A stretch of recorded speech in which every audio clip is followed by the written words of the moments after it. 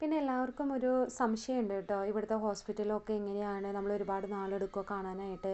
അങ്ങനെയൊന്നുമില്ല. ഇവിടെ local doctors എന്നാണ് ഓൾമോസ്റ്റ് എല്ലാവരും പറയുന്നത്. നമുക്ക് പെട്ടെന്ന് തന്നെ കാണാൻ പറ്റും. നമുക്ക് എന്തെങ്കിലും അസുഖം ഉണ്ടെങ്കിലും, ഇപ്പോൾ മോൻ്റെ കൈ ഒടിഞ്ഞിട്ടാണ് ഞങ്ങൾ ഇവിടേക്ക് വന്നത്.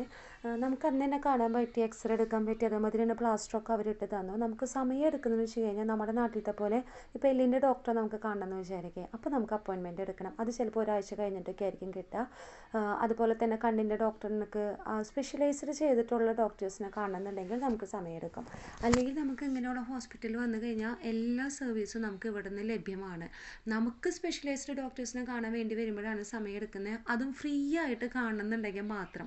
അല്ല നമുക്ക് പ്രൈവറ്റ് ഹോസ്പിറ്റലിൽ പോയി കുറേ പൈസയൊക്കെ കൊടുത്ത് അപ്പോൾ തന്നെ ഡോക്ടറിനെ കാണുന്നുണ്ടെങ്കിൽ ഒരു കുഴപ്പമില്ല, നമുക്ക് പെട്ടെന്ന് തന്നെ കാണാൻ പറ്റും കേട്ടോ. പിന്നെ ഇവിടുത്തെ മെഡിക്കലെല്ലാം ഫ്രീ ആണ്.